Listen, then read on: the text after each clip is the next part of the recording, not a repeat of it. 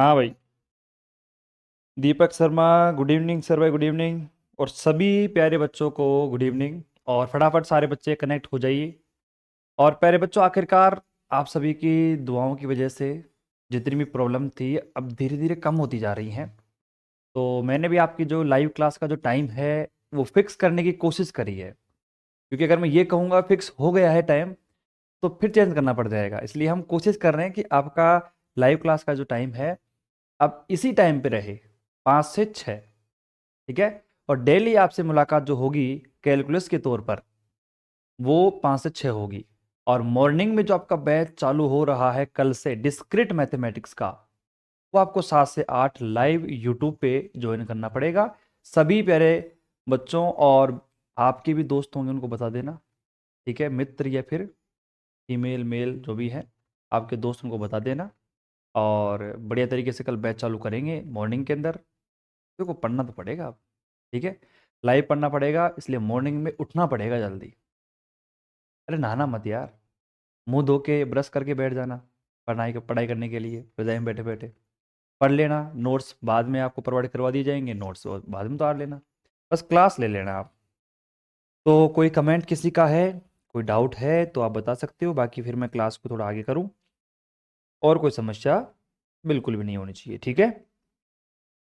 कोई समस्या आए तो कमेंट कर देना, मैं कमेंट देख रहा हूँ बगल में। कमेंट का जुगाड़ भी मैंने बनाया है थोड़ा सा, ताकि भाई कमेंट भी बच्चों के यार साथ साथ देखते रहें, ताकि कोई समस्या बच्चों को बिल्कुल भी ना आए।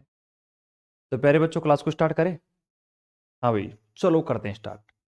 तो मेरे प्यारे बच्चों, हम यूनिट नंबर 3 में मैक्सिमा एंड मिनिमा पढ़ रहे हैं, उच्चिष्ट एवं निम्निष्ट पढ़ रहे हैं। कुल मिला के बात यह है कि अब इतने सारे क्वेश्चंस हमने कर लिए हैं कि आपको इतना तो पता चल गया होगा कि हमें करना क्या है इसके अंदर। दो ही कहानी है, डेरिवेटिव करो, जीरो के बराबर करो, पॉइंटों को निकालो। आर एस टी को मैं जानता हूं, आर का मान निकालो, टी का मान निकालो, और एस का मान निकाल लो। फिर उसके बाद में प्रॉपर्टी कहती है आपकी। और इतनी बार बता दिया है कि सभी को याद ही हो गया होगा। मैं दोबारा बता देता हूं आपको। देखो, आर टी माइनस का एस स्क्वायर, ठीक है, ये ग्रेटर देन रहेगा जीरो के। और आर का जो मान है अगर लेस देन जीरो रहेगा तो हम बात करेंगे मैक्सिमा की। और अगर मेरे पास में यही कंडीशन रहेगी, साथ साथ में आर का मान ग्रेटर देन जीरो रहेगा, तो इसे कहते हैं अपन मिनिमा। ये कंडीशन मैंने आपको बता दी थी, मिनिमा की कंडीशन। इसके अलावा ये तो था ही केस, एक केस और था कि हमारे पास अगर आर टी माइनस का s square less than zero आ जाएगा, तो इस कंडीशन में हमें कोई भी मैक्सिमम और मिनिमम पॉइंट नहीं मिलने वाले हैं। बिल्कुल क्लियर है भैया। और आर टी माइनस का एस स्क्वायर बराबर जीरो भी एक केस था जिसमें मैंने कहा कि ये एक डाउटफुल कंडीशन है, यहां हम काम कर ही नहीं पाएंगे। मतलब मैथमेटिक्स के जो साइंटिस्ट थे वो यहाँ आकर फेल हो गए, और इसके ऊपर काम चल रहा है, अभी प्रोग्रेस में है। भविष्य में कभी हो पाएगा काम पूरा तो हम बता देंगे आपको, लेकिन अभी तक तो हमें इतना ही पढ़ाया गया था और हम भी आपको इतना ही पढ़ा रहे हैं। ये है सीधी सी बात, ठीक है। चलो प्यारे बच्चों, थोड़ा सा और आगे चलते हैं हम। अब बात करते हैं मुद्दे की। ये तो था आपका रिवीजन, ठीक है, पुराना आइटम। अब बात करते हैं फ्रेश न्यू आइटम की। देखो क्वेश्चन आपके सामने है, बहुत ही शानदार क्वेश्चन है। u इक्वल टू एक्स की पावर 3 वाई की पावर 3 माइनस का 3xy मेरे पास में है। समीकरण नंबर 1 नाम दे दिया। समझाऊंगा कुछ भी नहीं, केवल और केवल एक्सप्लेन करूंगा। एक्सप्लेन करने से आपको सब कुछ समझ में आ जाएगा, जहां पे समझने की जरूरत होगी मैं 4 बार समझाऊंगा आपको, ठीक है। पहले बच्चों, हमारे पास u का मान दे रखा है। तो हमारी क्लास में एक बच्चा बैठा है, राहुल नाम का, वो कहता है गुरुजी क्या करना है, यहाँ पे u का मान दे रखा है, डी अपॉन डी एक्स निकाल लो, डी अपॉन डी वाई निकाल लो। निकाल दिया। यहाँ पे एक्स स्क्वायर बराबर वाई और वाई स्क्वायर बराबर एक्स मेरे पास में आया है। हमने क्या करा, समीकरण नंबर 1 व 2 से, एक ये रहा, 2 ये रहा मेरे पास में। नहीं है, समीकरण नंबर 1 और 2 से काम नहीं करेगा ये, यहाँ पे समीकरण नंबर काम करेंगे अपन 2 और 3 से। हमने क्या करा, यहां से y की वैल्यू को उठाया, मान लो समीकरण नंबर 2 से, और समीकरण नंबर 3 में रख दिया। y की वैल्यू कितनी है, एक्स स्क्वायर। तो मेरे पास देखो एक्स स्क्वायर का होल स्क्वायर बराबर में एक्स। एक्स को मैं इधर बुला के लेके आ गया, एक्स की पावर 4 माइनस का एक्स बराबर 0। अब यहाँ पे आप देख सकते हो कि फॉर्मूला आपका होता है आर टी माइनस का एस स्क्वायर। अभी काम पड़ेगा तो बुला लेंगे इसको। अब x की पावर 4 मेरे पास में, x की पावर 4, यहाँ पे मैंने x को बाहर कॉमन ले लिया, x की पावर 3 माइनस का 1 यहाँ पे अंदर बच गया है। थोड़ा बहुत और दिमाग लगाया मैंने। अब यहाँ पे आप देख सकते हो कि फॉर्मूला तो यहाँ पे नीचे लिखा हुआ है कि ए क्यूब माइनस का बी क्यूब क्या होता है, ए माइनस का b a square plus a b minus का बी स्क्वायर है। मैंने उसका पालन किया, यहाँ पे मैंने मान रख दिया। बात क्लियर। अब बात यहाँ पे ये आती है कि गुरुजी ये जो हमारे पास एक्स स्क्वायर और प्लस में एक्स प्लस में 1 बराबर 0 वाली टर्म बन रही है ना, ये क्या है, ये द्विघात समीकरण है। अब मेरे प्यारे बच्चों, द्विघात समीकरण का फॉर्मूला आपने पढ़ रखा होगा, माइनस का बी प्लस माइनस का अंडर रूट बाय और बी स्क्वायर माइनस का 4ac अपॉन में क्या है 2a। ये फॉर्मूला आपने पढ़ रखा है। अब इस फॉर्मूले के अनुसार जब मैं काम करूंगा ना, तो इस इक्वेशन में अब आप देख लो, यहाँ पे a का मान कितना है 1 है, b का मान भी 1 है और c का मान भी 1 है। जब आप यहाँ पे वैल्यू को पुट करोगे तो x का जो मान है वो आयोटा लेके आएगा। और आयोटा क्या होता है, हालांकि फर्स्ट ईयर वाले के बच्चों को इतना पता नहीं है कि आयोटा क्या होता है, जानते हैं कि आयोटा होता है, ज़्यादा जानने की आवश्यकता भी नहीं है, क्योंकि जैसे ही आप थर्ड ईयर में प्रवेश करोगे, कॉम्प्लेक्स एनालिसिस नाम की पूरी बुक जो है इन्हीं भाई साहब के ऊपर है, आयोटा के ऊपर।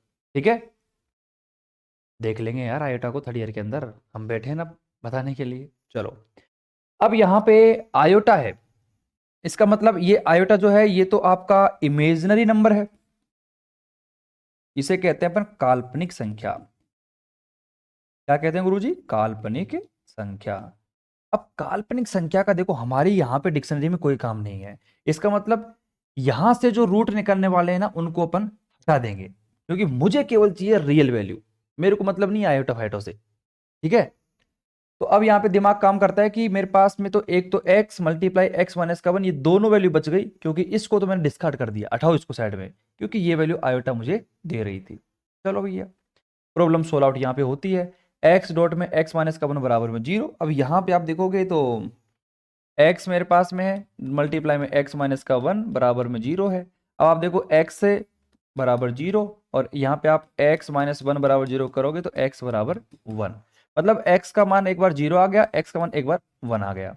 अब आप साफ सी बात है, ऊपर आप ध्यान से देखोगे तो मेरे पास समीकरण नंबर 2 और 3 से देखो क्या वैल्यू है। अगर मेरे पास x का मान 0 आया है तो y का जो मान है भैया वो भी मेरे पास क्या आएगा, 0 आएगा। अगर मेरे पास x का मान 1 आया है तो यहाँ पे मेरे पास y का जो मान है वो भी 1 आएगा। तो कुल मिला के बात ये है कि मेरे पास कोऑर्डिनेट निकल के आ चुके हैं, जो हमारा पहला काम है, x बराबर 0 x बराबर 1, y बराबर 0 y बराबर 1। ठीक है, ये मेरे कोऑर्डिनेट आ गए। अब मेरी क्लास का एक छोटा सा प्यारा सा बच्चा है जिसका नाम है मयंक, वो कहता है गुरुजी अब इतना काम हो ही गया है तो बाकी का काम जो है वो हम कर लेंगे। अरे मैंने कहा पेशेंस रखो यार, हम करवा देंगे ना आपको, क्या टेंशन ले रहे हो। बाकी का जो काम है वो ये कहता है कि आर का जो मान है, एस का जो मान है और टी का जो मान है वो निकाल लो। अब देखो कुल मिला के बात ये है कि आर जो होता है ना, आर एस और टी ये तीनों बहुत प्यारे हैं। आर का जो मान होता है डी टू यू अपॉन में डी एक्स स्क्वायर होता है, d2u अपॉन में होता है dx dy, और इसका होता है d2u अपॉन में dy स्क्वायर। मुझे बताओ यहां तक किसी को समस्या है क्या, मेरे हिसाब से कोई दिक्कत नहीं है। अब एक बात बताओ, आपने अभी ऊपर की तरफ है ना du अपॉन में dx निकाला था, तो अब ये काम आपका है, क्योंकि डू सेल्फ ये खुद करो, क्योंकि हमने यूनिट नंबर सेकंड को पढ़ लिया है। पार्शियल डेरिवेटिव करना हमने बिल्कुल सीख लिया है। नहीं सीखा इसका मतलब आपने कुछ भी नहीं सीखा, अभी तक आपने सेकंड ईयर में एंट्री ली ही नहीं है, सेकंड ईयर नहीं फर्स्ट ईयर के अंदर यार। ठीक है, फर्स्ट ईयर में आपने एंट्री नहीं ली, अगर आपने पार्शियल डेरिवेटिव को नहीं सीखा तो आपने कुछ भी नहीं सीखा। बहुत काम आने वाला है यार फिजिक्स के अंदर, first year second year third year तीनों, मतलब जब तक आप मैथमेटिक्स पढ़ोगे ना, ये अवकलन एक समाकलन आंशिक अवकलन उसी के अंदर आ गए, ये आपका पीछा कभी भी नहीं छोड़ेंगे। तो इनसे दोस्ती बना लो, कहते हैं ना गहरी दोस्ती, हाथ मिला लो और गहरी दोस्ती बना लो। दोस्ती बनाओगे तभी मजा आएगा, नहीं तो ऐसे मजा बिल्कुल भी नहीं आएगा।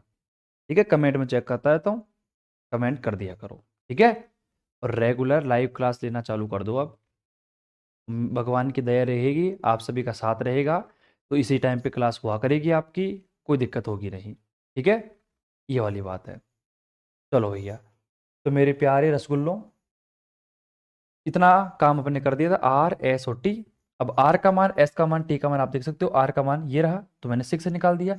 ये 6x आया कहां से है, अब कई बच्चे पूछते ना मेरे से जब ये कि 6x आया कहां से है, मेरा मन करता है क्लास से उठा के बाहर फेंक दूं। क्यों? क्योंकि यार एक बात बताओ, डी ओपन में dx ऊपर दे रखा है, उसका एक बार और डेरिवेटिव कर दो x के रेस्पेक्ट में, 6x आ जाएगा।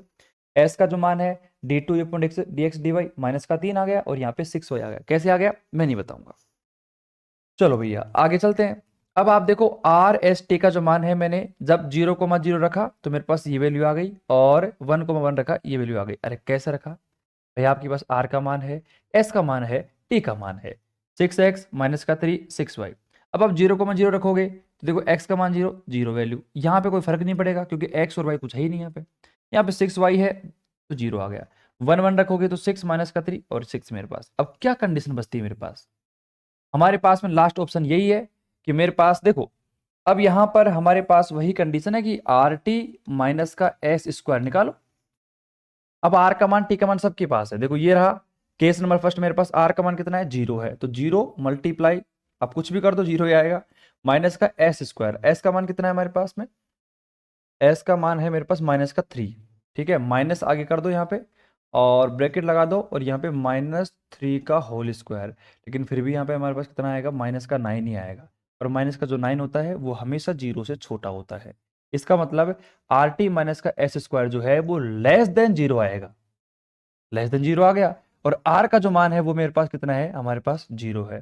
तो यहाँ पे आप देख सकते हो कि मेरे पास जो कंडीशन आई है वो आई है आर टी माइनस का एस स्क्वायर लेस देन 0। और प्यारे बच्चों, अभी मैंने क्लास को स्टार्ट करने से पहले बहुत ही आराम से प्यार प्रेम से समझाया था कि अगर लेस देन 0 कोई कंडीशन आ गई तो वहां पे अपन कोई भी पॉइंट डिफाइंड नहीं कर पाएंगे। अब क्या होते हैं कि बच्चे कई बार उत्तेजित हो जाते हैं। ठीक है, बच्चे कई बार उत्तेजित हो जाते हैं और वो अपना आपा खो बैठते हैं। वो सोचते हैं कि गुरुजी हम ही हैं जो हैं जो। अब एग्जाम टाइम में क्या करते हैं? गलती कर देते हैं। इस कंडीशन को लिखने के बाद भी बच्चे क्या लिख देते हैं कि अच्छा are t minus S square less then 0 आया है, आर का मान यहाँ पे 0 है, अच्छा अच्छा ये मिनिमम होगा मैक्सिमम होगा। अरे भैया थोड़ा पेशेंस रखो, और इस जगह पे आने के बाद थोड़ा दिमाग लगा के सोचो कि यार क्या कह रहा है और क्या करना है अपन को। बस इतना काम कर लिया ना, बस मजा आ जाएगा। ठीक है ना? तो हमने सोचा कि यार यहाँ पे आर टी माइनस का एस स्क्वायर जो, ये तो कंडीशन ही खराब है, ग्रेटर देन आना चाहिए था, तो कोई बिंदु प्राप्त नहीं होगा। सेकंड कंडीशन 1,1 पे चेक करते हैं। आओ भैया 1,1 पे चेक करा, are t minus S square, यहाँ पे 36 माइनस का ये आ गया 26 आ गया। अब 26 क्या है? 0 से बड़ा है। इसका मतलब आर टी माइनस का एस स्क्वायर जो 0 से बड़ा आ गया। पहला केस कंप्लीट। अब मुझे एक बात बताओ, यहाँ पे आर का मान कितना है? 6 है, वो भी 0 से बड़ा है। अब ये वाली जो कंडीशन है बिल्कुल सेटिस्फाई होने वाली है कि हमारे पास आर टी माइनस का एस स्क्वायर है, वो भी 0 से बड़ा है और आर का मान भी 0 से बड़ा है। तो कौन सी कंडीशन होती है? मिनिमा की, निम्निष्ट बिंदु की कंडीशन होती है। तो लिख दो यहाँ पे, अतः इस पॉइंट पे 1,1 पर आपका जो फलन होगा वो निम्निष्ट होगा, और आपकी जो बिंदु है निम्नतम बिंदु 1,1 आपके पास में है। तो प्यारे बच्चों ये शानदार सवाल आपका खत्म होता है। एक और शानदार जानदार सवाल आपके सामने लेके आ गया हूं। देखो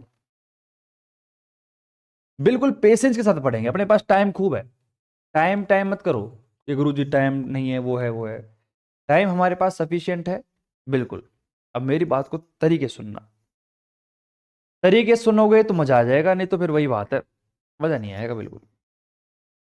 सवाल को एक बार पढ़ते हैं अपन, ठीक है, फिर देखते हैं क्या होता है। सवाल को मैंने पढ़ा, यहां पे लिख रखा है कि एक ऊपर से खुले आयताकार संदूक की दी गई क्षमता है, या फिर आप कह सकते हो कि एक ऊपर से खुले हुए आयताकार संदूक की क्षमता दी गई है। ऐसे संदूक की माप मालूम कीजिए जिसको बनाने में कम से कम सामग्री की आवश्यकता हो।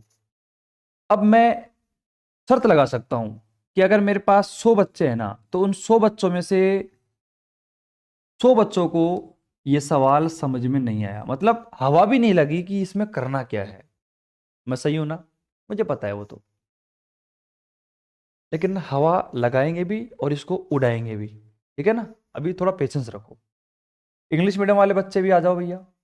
ए rectangular box open the top is to have a given capacity find the dimensions of the box requiring least material for its construction. मतलब इसको बनाने में कम से कम सामान लगना चाहिए, वो लेंथ निकालो। अब आप सोचो इस सवाल का लेवल क्या है। एग्जाम में सवाल बहुत कम बार आया हुआ है, ऐसी बात नहीं है, आया हुआ तो है लेकिन कम बार आया हुआ है। लेकिन सवाल का लेवल देखो आप एक बार, मतलब केवल थियोटिकली पोर्शन दिया आपको, अब बाकी का काम आप करो, आप जानो कैसे करना है कैसे नहीं करना, आपकी टेंशन है वो। अब देखना बहुत ही शानदार तरीके सवाल को समझाते हैं, ठीक है। समझ में नहीं आया ना तो हिंदी मीडियम वालों को आया ना इंग्लिश मीडियम वालों को आया। अब 5 मिनट के लिए पूरा ध्यान बोर्ड पर होगा तो कंप्लीट सवाल आपकी मुट्ठी में होगा। आओ भैया चलते हैं। अब हम यहाँ पे सवाल का पोस्टमार्टम करते हैं पहले ना। पोस्टमार्टम का मतलब क्या होता है कि एक एक पार्ट को निकाल लेते हैं। इसने पहले क्या बोला है कि एक खुले आयताकार संदूक, तो कहने का मतलब एक आयताकार संदूक है मेरा, तो ये संदूक जो बनेगा ना आपका कुछ इस प्रकार बनेगा। भाई कोई बॉक्स आपके पास, तो वो कैसे बनेगा, देखो वो बॉक्स आपका कुछ इसी प्रकार से बनने वाला है। जैसे ये बॉक्स मेरे पास में है, तो इसको मैं अगर शो करूंगा तो ये कुछ इसी प्रकार का बॉक्स देखने को मिलेगा। ये देखो आप, ये बॉक्स कुछ इस प्रकार देखने को मिलेगा, ठीक है।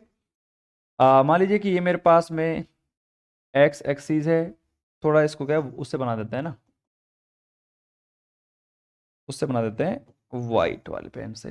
ये आपका जेड एक्सीज मान लीजिए, ये आपका एक्स एक्सीज है और ये आपका वाई एक्सीज है। तो ये आपका एक क्या है, आयताकार बॉक्स है। मैं लिख देता हूं यहाँ पे आयताकार बॉक्स, ठीक है। अब मेरी बात ध्यान से सुनना भैया, मेरी बात सुनोगे तो ही फायदे में रहोगे, नहीं तो फायदे में नहीं रहोगे, ठीक है। अब कौन सा पेन लें, ये वाला ले लेते हैं, दिख जाएगा क्या, हाँ। अब इसने क्या बोला है कि इस आयताकार संदूक का जो ऊपर वाला भाग है ना वो खुला हुआ है। पहली लाइन में यही बोल रहा है भैया, ये जो ऊपर वाला भाग है ना ये आपका खुला हुआ है। मतलब कहने का मतलब ये है रे यार, कि जैसे कोई आयताकार बॉक्स है मेरे पास रखा हुआ है, क्या आयताकार बॉक्स यहाँ पे कोई, अरे समझिए ना, एक डिब्बा है, उस डिब्बे का ऊपर वाला जो भाग है ना वो हटा दिया हमने, बस ये कह रहा है वो, ठीक है। इतनी सी बात है, वो खुला हुआ है। तो पहला तो हमारा यही काम था कि भैया डायग्राम बनाया हमने, चित्र बना लिया, ठीक है। दूसरी बात, ये सवाल में क्या कह रहा है उस बात को सुनते हैं। ये कह रहा है कि भैया जो आयताकार संदूक है ना उसकी क्षमता दी गई है।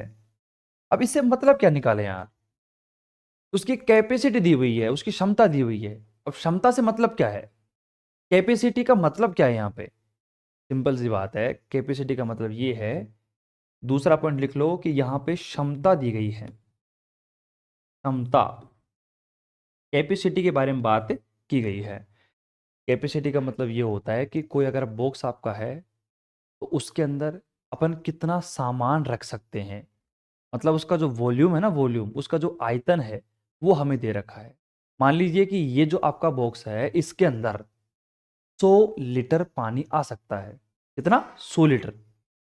तो इस बॉक्स का जो वॉल्यूम है, इसकी जो क्षमता है वो कितनी हो गई, 100 लीटर ये पानी इसके अंदर रख सकता है या फिर अपन भर सकते हैं, बात बराबर ही है। तो 100 लीटर, कुछ ही मान लो, 50 लीटर, 10 लीटर, 5 लीटर, कुछ ही मानो, लेकिन ये 100 लीटर जो मैंने माना है, क्या ये फिक्स है, क्या ये फिक्स है, बिल्कुल फिक्स होगा। और हम कह सकते हैं कि एक तरीके से कांस्टेंट है। भाई कोई भी बात, भाई सिंपल सी बात है, कोई आपने बॉक्स लिया, पानी की टंकी ले ली यार, सबसे बढ़िया है पानी की टंकी, पानी की टंकी ले ली। अब पानी की टंकी में आपने पानी भरा तो उसमें 100 लीटर पानी आ गया।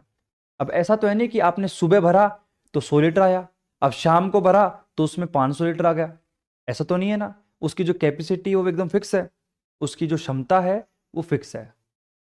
इसका मतलब जो वॉल्यूम होगा वो हमेशा किसी भी डिजाइन का ले लो, किसी भी आकृति का ले लो, वो फिक्स रहेगा। क्लियर बात, ठीक है। तो दूसरा क्षमता, इसकी कैपेसिटी जो है वो 100 लीटर मान ली मैंने, ये फिक्स है। तीसरी बात ये क्या कह रहा है, देख लेते हैं एक बार क्या कह रहा है तीसरी बात में। तीसरी बात ये कह रहा है कि मालूम कीजिए कि जिसको बनाने में कम से कम सामग्री की आवश्यकता पड़े। अब देखो ये क्या कह रहा है आपसे कि आपने एक बॉक्स ले लिया, ठीक है, उस बॉक्स का जो ऊपर वाला भाग है वो आपका खुला हुआ है, ठीक है, एक बात। दूसरी बात बोल दी कि इसकी जो कैपेसिटी है, इसकी जो क्षमता है वो फिक्स है। अब तीसरी बात ये बोल रहा है कि आपको एक ऐसा बॉक्स बनाना है ना, तो इस बॉक्स को बनाने के लिए जो सामग्री चाहिए ना, सामग्री मतलब जो सामान चाहिए वो कम से कम लगे, कम से कम, कम से कम लगे। अब देखो ज्यादा मैं आपको घुमाऊंगा नहीं, बिल्कुल मुद्दे की बात पे आता हूं। एक आयताकार बॉक्स था, हमने मान लिया कि भैया उसकी जो कैपेसिटी है वो 100 लीटर की है, उसमें 100 लीटर पानी आ सकता है, ठीक है, वो आपको क्वेश्चन में दिया हुआ है। अब मुझे एक बात बताओ, अब उस आयताकार बॉक्स का जो ऊपर वाला हिस्सा है, इसको मैं ओपन रखूं या ना रखूं, इससे कोई फर्क पड़ेगा क्या? क्योंकि पूरी जो मुद्दे की बात टिकी हुई है वो क्षमता के ऊपर टिकी हुई है कि आपको ये डिजाइन जो बनाना है ये ऐसा बनाना है कि इसके अंदर 100 लीटर पानी आ जाए, बस। अब आपको इस डायग्राम की या फिर इस आयताकार बॉक्स की कोई सी भी साइड को हटाना पड़े, जोड़ना पड़े, कुछ मतलब नहीं है सवाल को। तो सवाल के अंदर बस ऐसा डायग्राम बना के बता दो जिसमें कम से कम सामग्री लगे और 100 लीटर पानी आपका आ जाए। अब यार एक बॉक्स ले लिया मैंने, उस बॉक्स के अंदर जो ऊपर वाला भाग था वो मैंने हटा दिया। मैंने कहा यार ढक्कन से क्या काम है, भाई पानी की टंकी है, पानी की टंकी का ढक्कन जो है, ढक्कन लगाने से थोड़ी है कि उसके अंदर 120 लीटर पानी आ जाएगा। पानी तो वही आएगा जो उसके अंदर पहले आ रहा था। तो अब ध्यान से सुनना, पूरे सवाल का यही निचोड़ है कि एक आपने डायग्राम माना, उसका ऊपर वाला भाग नहीं है, क्योंकि हमें सामान को बनाने के लिए कम से कम सामान चाहिए और उसमें पानी भी पूरा आना चाहिए। तो इसलिए मैंने कहा कि भैया टंकी का जो ढक्कन है वो कोई काम का नहीं है, उसको हटा दो और फिर भी आपका पानी तो वही का वही बनेगा। और मैथमेटिकल भाषा में अगर आपने नोट करी हो एक बात छोटी सी, तो इसमें एक वर्ड यूज किया गया है, कम से कम सामान। लीस्ट आपको एक इक्विपमेंट चाहिए बनाने के लिए, तो लिस्ट वर्ड, कम से कम सामान, इस वर्ड को अगर आप ध्यान से देखोगे तो उच्चिष्ट और निम्निष्ट, मैक्सिमा और मिनिमा से कनेक्ट करने की कोशिश करोगे ना, तो आपको पता चल चुका है कि इस सवाल के अंदर हमें मिनिमा प्रूफ करना है। किसी को पता चला था ये सवाल? मिनिमा प्रूफ करना है इसके अंदर, मिनिमा। अब बच्चे कह रहे हैं, अब अपने ऑफलाइन क्लास में जो बच्चे बैठे हैं 4-5, आयुष, मयंक, राहुल और सौरभ, अब ये चारों बच्चे क्या कह रहे हैं कि गुरुजी इस सवाल के अंदर तो ना तो कोई इक्वेशन दे रखी है, ना कोई पॉइंट दे रखे हैं, हमें कुछ भी नहीं दे रखा, तो फिर हम कैसे तो इसको मिनिमा प्रूफ करेंगे? अरे वो तो बात की बात है, वो तो बात की बात है, लेकिन ये बताओ आपको इतना समझ में आया कि नहीं आया कि इसमें मिनिमा प्रूफ करना है कि कम से कम सामग्री, कम से कम सामान लगना चाहिए उसके अंदर। तो हमने देखा कि इसमें पांचवा पॉइंट जो है एक और नोट करने का है, पांचवा नहीं चौथा पॉइंट, कम से कम सामग्री। कम से कम का मतलब क्या होता है? मिनिमा। अब ये चारों पॉइंट जो मैंने बताया ना, अभी आपको 50% समझ में आया है। जैसे इसका कंप्लीट सॉल्यूशन कर देंगे ना, पूरा 101% समझ में आ जाएगा। देखो कैसे। अब आंसर की तरफ फोकस करना, डायग्राम मैंने बना दिया है, डायग्राम आपको पता चल चुका है कि कैसे इसका डायग्राम बनने वाला है, और आपके दिमाग में इमेजन, जो कल्पना कर ली होगी आपने कि कैसा बॉक्स होगा, उसका ऊपर ढक्कन नहीं है, आपके दिमाग में इमेज बन रही है ना, बस वो इमेज बन जानी चाहिए, उसके बाद काम तो आराम से कर देंगे। देखो अब वही बात है, हमने क्या करा, माना आयताकार संदूक की भुजाएं क्रम से एक्स वाई जेड है, मतलब जो आयताकार बॉक्स है उसकी जो भुजाएं हैं वो मेरे पास कौन कौन सी है। एक तो देखो, इसको उठाओ इस पेन को, और पेन लेने दो ये वाला, ठीक है। एक आयताकार बॉक्स है, तो इस आयताकार बॉक्स की देखो, ये तो हमारे पास साइड है जेड, एक्स और ये वाई, तीन साइड है, एक्स वाई जेड। अब तीनों साइड है। अब एक बात बताओ, ये तो छोटी सी बात है, बचपन की बात है।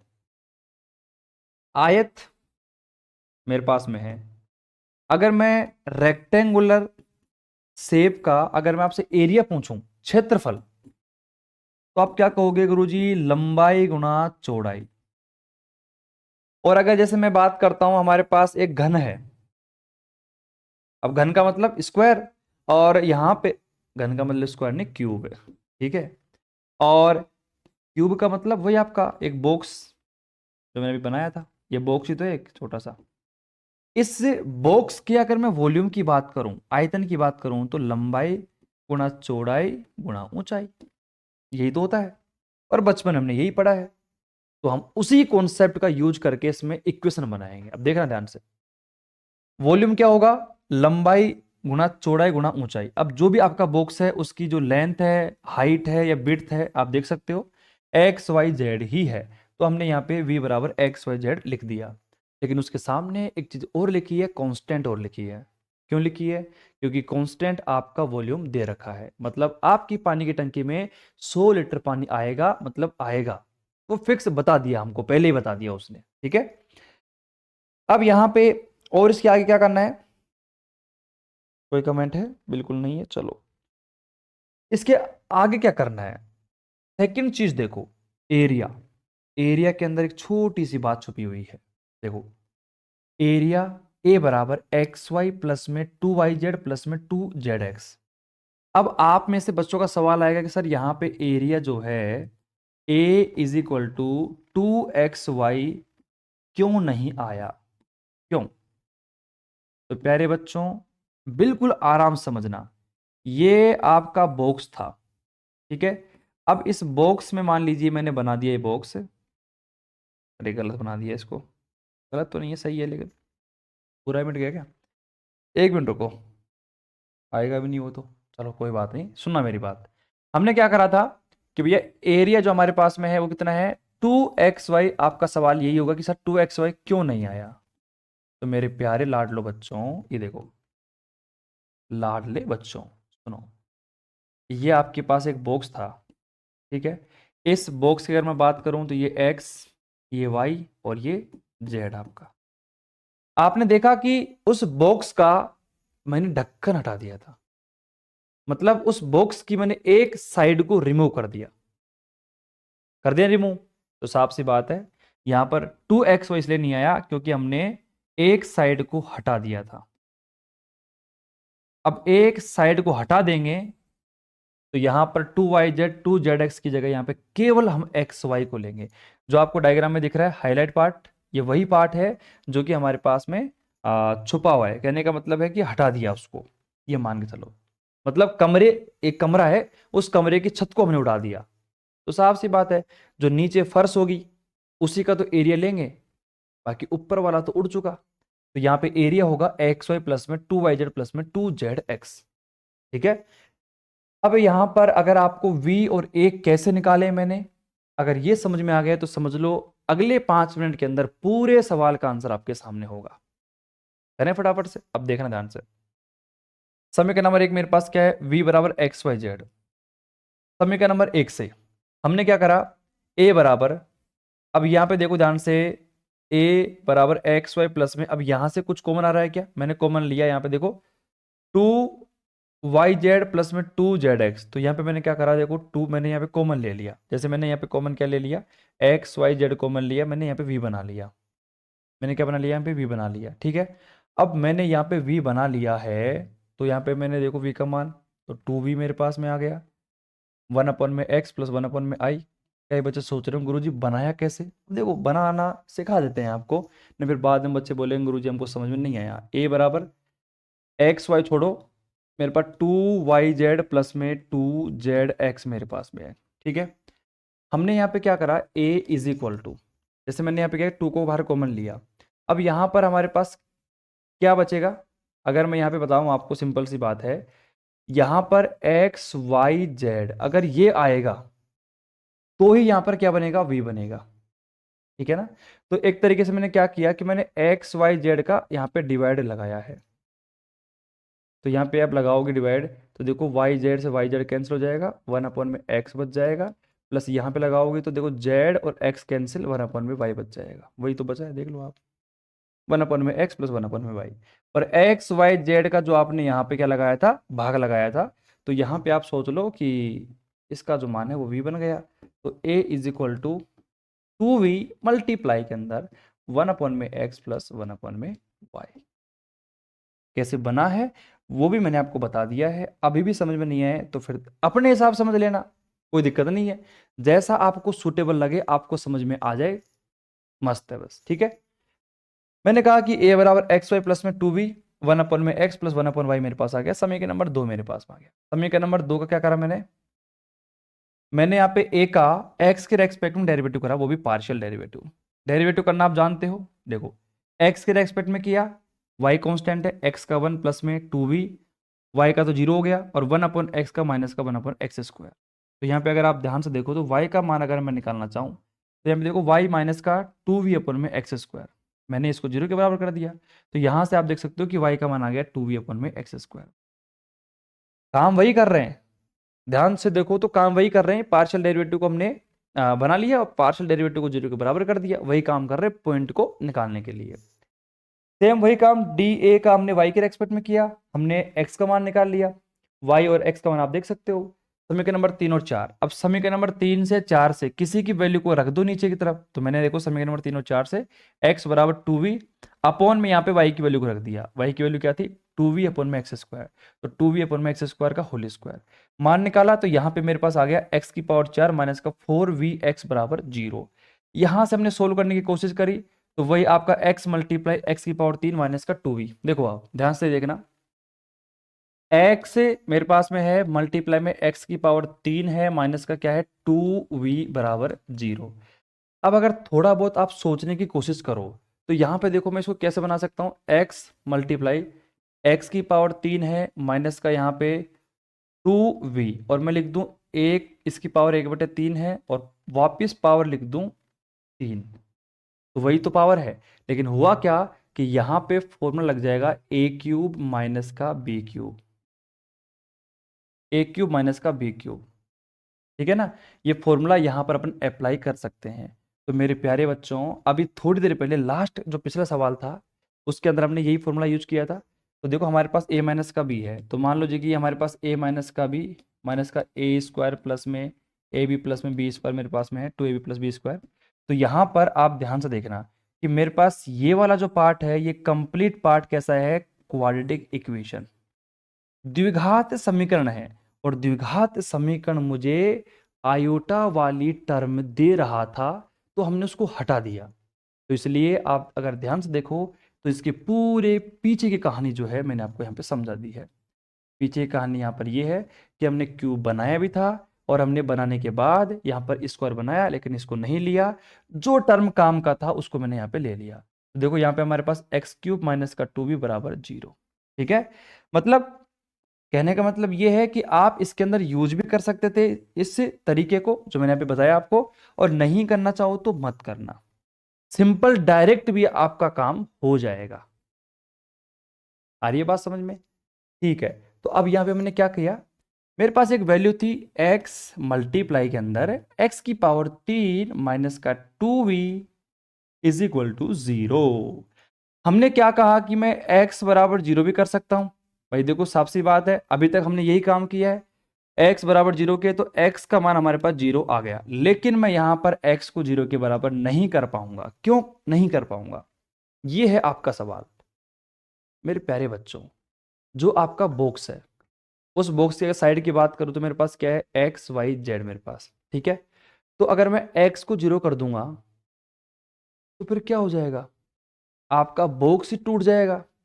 एक बात बताओ, आपका कमरा है, अब इस कमरे की बात करूं तो इस कमरे में अगर एक्स वाई जेड, भाई देखो लंबाई भी है, चौड़ाई भी है और हाइट भी है, अगर मैं इसमें से एक गायब कर दूं, लंबाई गायब कर दूं, तो क्या ये कमरा रहेगा?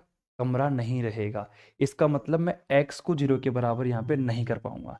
ये वाला जो टर्म है x³ माइनस का 2v है, इसको मैं 0 के बराबर करके फिर कोऑर्डिनेट का मान निकालूंगा। तो यहाँ पे देखो x³ माइनस का 2v बराबर 0 किया तो x का मान आ गया 2v 1/3। ठीक है, तो अभी मैंने आपको थोड़ी देर पहले जो रामायण बताई, हालांकि आपके समझ में कम बैठी होगी, कई बच्चे कह रहे होंगे गुरुजी क्या कर रहे हो आप, हमें तो कुछ समझ में नहीं आ रहा। अरे मैं ये कर रहा था कि जो मेरे पास में x की पावर 3 थी ना, और माइनस का यहाँ पे कितना था 2v, तो मैंने क्या करा इसकी पावर 1/3 लिखी और इस पूरे की पावर 1 मतलब पावर 3 लिख दी। तो हुआ क्या कि पावर तो सही वही है, 2v की पावर 1 ही है, लेकिन मैंने क्या करा यहाँ पे क्यूब वाला फॉर्मूला बनाने के लिए a³ माइनस का b³, इसलिए मैंने वो काम किया था। लेकिन यहां पर इस फॉर्मूले को अप्लाई करने की ज्यादा नीड हमें महसूस नहीं हुई। मैं तो ये एक्स्ट्रा इसलिए बता रहा था आपको कि ये बच्चे कहेंगे कि गुरुजी यहां पर आप a क्यूब माइनस का b क्यूब का फॉर्मूला लगा सकते हो। मैंने कहा उसकी जरूरत नहीं पड़ेगी, बस अगर आपको करना है तो कर सकते हो इससे, इसलिए बताया था मैंने। अब यहाँ पे नीड नहीं है तो नीड नहीं है तो रहने दो। यहाँ पे फटाफट से हमने x का मान निकाला, x का मान आ चुका है तो ऊपर जो वैल्यू समीकरण नंबर 3 में हमने y बराबर 2v अपॉन में क्या था एक्स स्क्वायर, यहां पर हमने मान रखा x का तो 2v और स्क्वायर तो पहले था 2/3 आ जाएगा मेरे पास। यहां पर y का मान कितना आ गया, वही आपका 2v की पावर 1/3, मतलब x का मान भी वही आ गया और y का मान भी मेरे पास वही आ गया। तो सिंपल सी बात है, x बराबर y बराबर 2v की पावर 1/3। क्लियर। मुझे एक बात बताओ, आपका वॉल्यूम क्या था, v बराबर x multiply y multiply z. x का मान y का मान तो आपके सामने लिखा हुआ है, लेकिन z का मान हमें नहीं पता। तो क्या फर्क पड़ता है, देखो यहां से हम z का मान निकाल सकते हैं। भाई v इज इक्वल टू मेरे पास क्या दिया हुआ है 2v की पावर 1/3 मल्टीप्लाई में 2v की पावर 1/3 मल्टीप्लाई में z। अगर मुझे z का मान चाहिए तो मैं z इज इक्वल टू मैं क्या कर दूंगा v और अपॉन के अंदर मैं क्या कर दूंगा यहाँ पे 2v की पावर 1/3 मल्टीप्लाई 2v की पावर 1/3। अब आप देखो यहाँ पे आप मल्टीप्लाई भी कर सकते हो, तो v अपॉन में मल्टीप्लाई कर लिया अपन ने, 2 हो गया। और यहाँ पे आप थोड़ा ध्यान दो, दिमाग लगाओ, तो v बेस समान है तो v की पावर 1/3 प्लस में 1/3 तो क्या बन जाएगा v की पावर 2/3। ठीक है ना। तो यहाँ पे a अपॉन में v की पावर 2/3 आप देख सकते हो हमारे पास v की पावर 1/3। अब एक और बात छोटी सी है कि भाई हमारे पास यहाँ पे v अपॉन में 4 मल्टीप्लाई वी की पावर 2/3 है।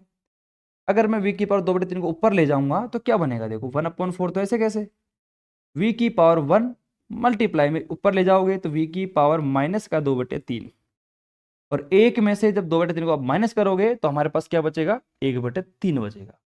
करके देख लेना आप। तो ये मेरे पास सिंपल सा फॉर्मूला था कि जेड का मान मैं कैसे निकालूं।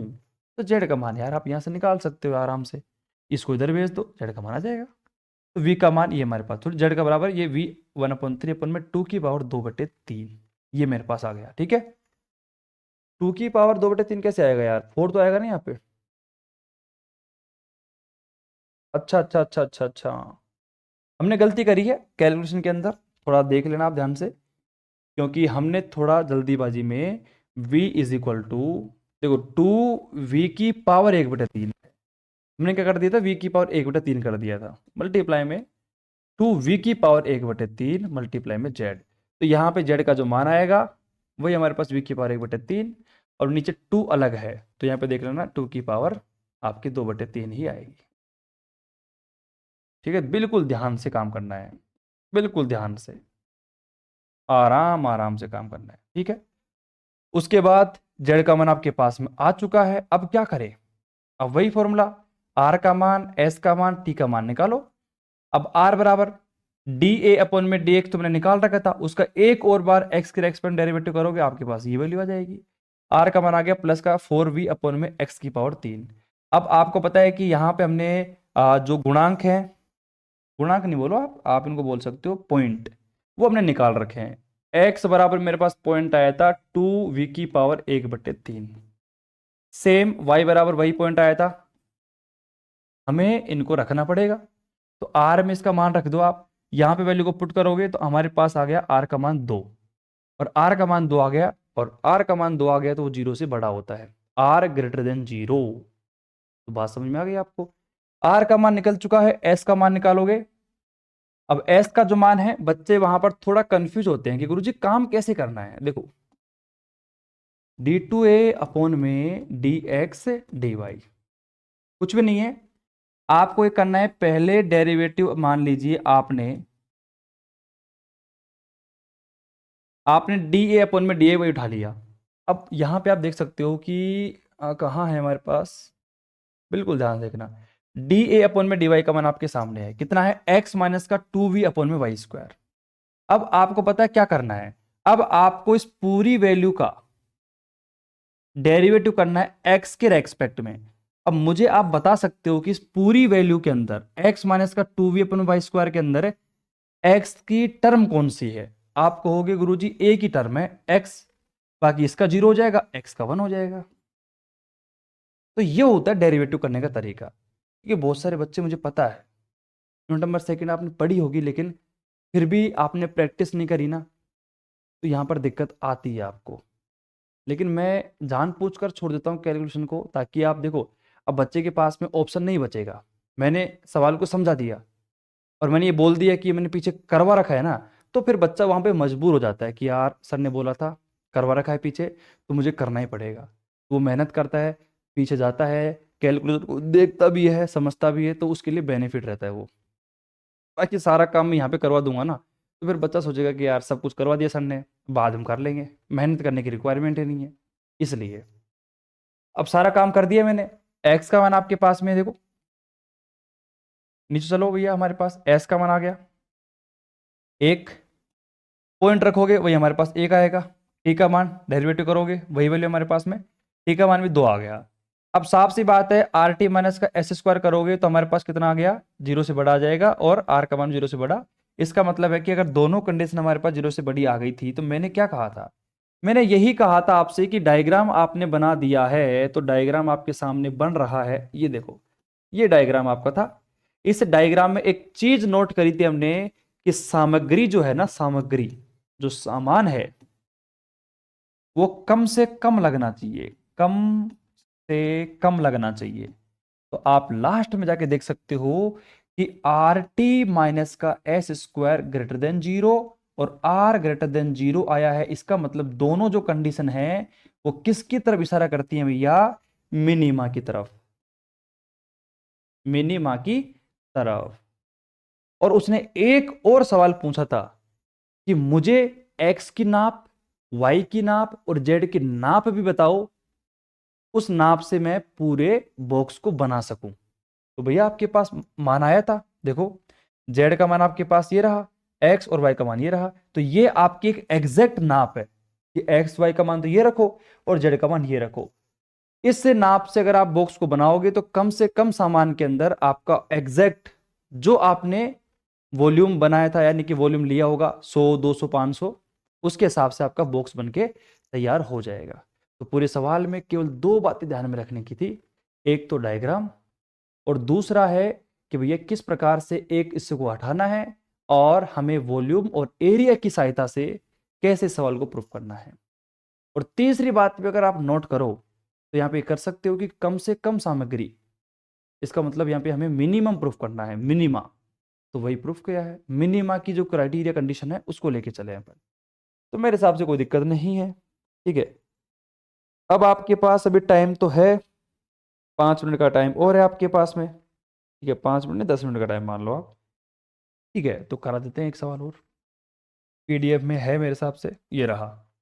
प्यारे बच्चों, ये सवाल एकदम कतरा सवाल है, मैं ज्यादा डीप में बिल्कुल भी नहीं जाऊंगा। देखना, मात्र 5 मिनट के अंदर इस सवाल का सोल्यूशन आपके सामने होगा, क्योंकि बेबी को बेस पसंद है, मतलब आपने कंप्लीट कॉन्सेप्ट सीख रखे हैं। अब ध्यान से देखना, अब मैं बैठा बैठा आराम से बताता हूँ आपको ना, मैं बैठ जाता हूँ यहाँ पे, दिख रहा है आप सभी को, ठीक है, दिख रहा है ना, मैं आराम से बैठ गया हूँ। अब देखो, u बराबर आपके पास फंक्शन दे रखा है साइन एक्स प्लस में साइन वाई प्लस में साइन एक्स प्लस का वाई, उसको मैंने इक्वेशन नंबर 1 नाम दे दिया। पार्शियल डेरिवेटिव करोगे एक्स और वाई के रेस्पेक्ट में, तो यहाँ पे देखो डी ओपन में डी एक्स, डी ओपन में डी वाई आपके सामने हमने निकाल दिया। अब आपको पता है कि हमें यहाँ पे डी ओपन में डी एक्स को, डी ओपन में डी वाई को 0 के बराबर करना पड़ेगा, मैंने इनको 0 के बराबर कर दिया। जैसे 0 के बराबर करोगे आप देख सकते हो कि मेरे पास में कोस एक्स और कोस वाई की जो वैल्यू है, माइनस का कोस एक्स प्लस का वाई माइनस का कोस एक्स प्लस का वाई, दोनों के बराबर आ गई। तो कोस एक्स और कोस वाई आपके बराबर आ गई, मतलब एक्स और वाई दोनों एक दूसरे के बराबर हो गए, ठीक है। उसके बाद अब समीकरण नंबर 4 और 5 आपको सामने दिख रहे हैं। समीकरण नंबर 4 और 5 से हमने क्या करा कि भैया समीकरण नंबर 4 हमारे पास ये रहा, 5 ये रहा भाई, कोस एक्स मेरे पास में प्लस, अब देखो एक्स और वाई आपस में बराबर हो चुके हैं, तो मैंने वहां पे एक्स की जगह या फिर वाई की जगह एक्स रख दिया। तो हमारे पास देखो कोस एक्स प्लस में कोस 2x बराबर 0। अब आप सभी ने फॉर्मूला पढ़ा ही होगा कि कोस 2 थीटा क्या होता है, 2 कोस स्क्वायर थीटा माइनस का 1। मैंने यहाँ पे वैल्यू को पुट कर दिया। जैसे वैल्यू को पुट किया तो मेरे पास क्या इक्वेशन बन गई, 2 कोस स्क्वायर एक्स प्लस में कोस एक्स माइनस का 1 बराबर 0। अब ये आपके पास में एक द्विघात समीकरण बन गई, क्वाड्रेटिक इक्वेशन। अब ध्यान से देखो आप इसको, तो ये क्या बन गया मेरे पास में, 2 कोस स्क्वायर एक्स प्लस में कोस एक्स माइनस का 1 बराबर 0। यहाँ पे आप देख सकते हो कि ए का जो मान है मेरे पास 2 आ गया, बी का जो मान है हमारे पास प्लस में 1 आ गया, और सी का मान हमारे पास माइनस का 1 आ गया। फॉर्मूला सारे बच्चे जानते हैं कि हमारे पास फॉर्मूला हो जाएगा कोस एक्स बराबर माइनस का b plus minus under root b square minus का 4ac अपॉन में 2a। तो सबके मान आपके पास में ए बी सी सबके मान आपके पास में, यहां पर वैल्यू को पुट करोगे तो आपके पास यही वैल्यू आएगी, कोस एक्स बराबर, हमने सोल्व किया, कोस एक्स बराबर माइनस का 1 प्लस माइनस का 3/4। एक वैल्यू हमें प्लस लेके चलनी पड़ेगी, एक वैल्यू माइनस लेके चलनी पड़ेगी। जैसे हमने यहाँ पे लिया प्लस, तो माइनस का 1 प्लस का 3/4, तो यहाँ पे कितना आ गया 1/2।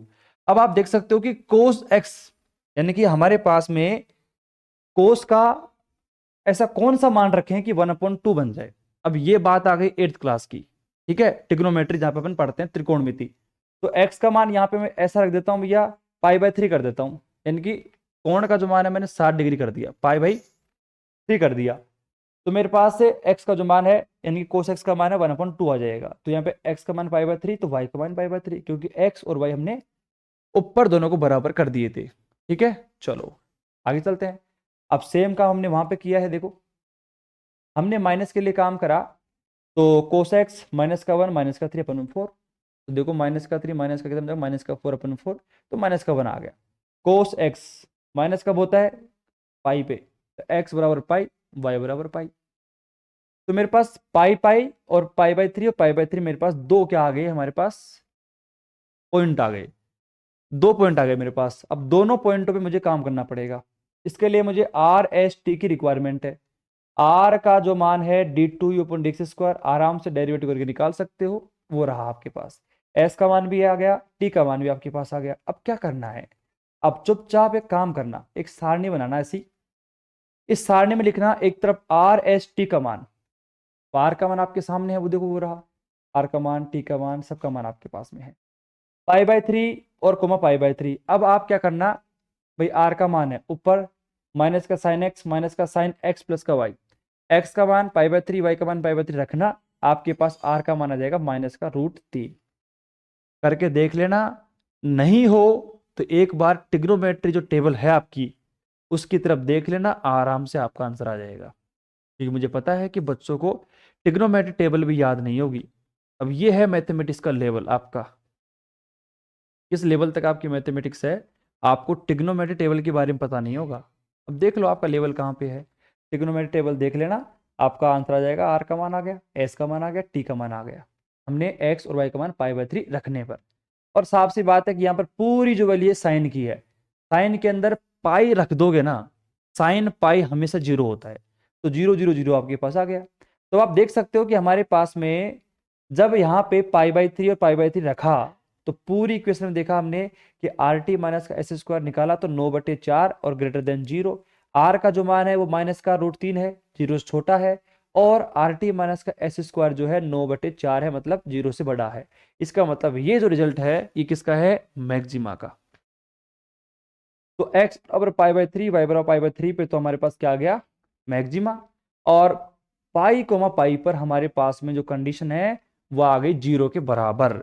और फोर्थ कंडीशन मैंने वही लिखाई थी आपको कि अगर RT माइनस का s² 0 के बराबर आ जाए तो वो कंडीशन होती है डाउटफुल, वहां पर हमारा कोई भी रिजल्ट नहीं निकलता है। देख लो आराम से आप, केस इज डाउटफुल, संदिग्ध अवस्था है भैया यहाँ पे। तो ये आपका आज का लेक्चर कंप्लीट हुआ। ठीक है, तो इस क्वेश्चन से सीखने को यही मिलता है कि जो भैया आपकी ट्रिग्नोमेट्री टेबल है ना, बनाना 0 60 70, ठीक है, साइन कोस टेन सब बना के चेक करना, उनकी वैल्यूज को यहां पर रख के चेक करना भैया, और आपका आंसर आ जाएगा। ठीक है, चलो भैया आज के लिए इतना ही, और अब मिलते हैं अपन नेक्स्ट लेक्चर के अंदर। उम्मीद करता हूं आज का लेक्चर शानदार लगा होगा। और अब ये जो टाइम है वो ध्यान में रख लो भैया, आपका जो टाइम है वो अब इसी टाइम पे रहेगा, शाम की टाइम। ठीक है। किसी को कोई दिक्कत है बता सकता है कमेंट के माध्यम से। लाइव क्लास का जो टाइम है हमने फिक्स करने की कोशिश करी है, तो यही टाइम है 5 से 6 आपकी क्लास का। तो डेली इस टाइम पे ज्वाइन कर लिया करो, लाइव क्लास होगी अब रेगुलर, जहाँ तक पॉसिबिलिटी तो है यही। चलो भैया आज के लिए इतना ही, अब मिलते हैं नेक्स्ट लेक्चर में। टेक केयर, बाय बाय, धन्यवाद, जय हिंद, जय भारत। का प्रजापति, मोनिका की सबसे बड़ी टेंशन थी कि सर लाइव क्लास कब चलेगी। तो मोनिका आपकी दुआओं की वजह से, आपकी सपोर्ट की वजह से, हालांकि आपने भी सपोर्ट करा और बच्चों ने भी सपोर्ट किया है, लेकिन प्रॉब्लम्स कम हो गई हैं अब, और क्लासेस जो हैं वो रेगुलर हमने कर दी हैं। ठीक है, तो लाइव क्लास का टाइम यही है, क्लास आप ले लेना आराम से। ठीक है, चलो प्यारे बच्चों आज के लिए इतना ही, धन्यवाद।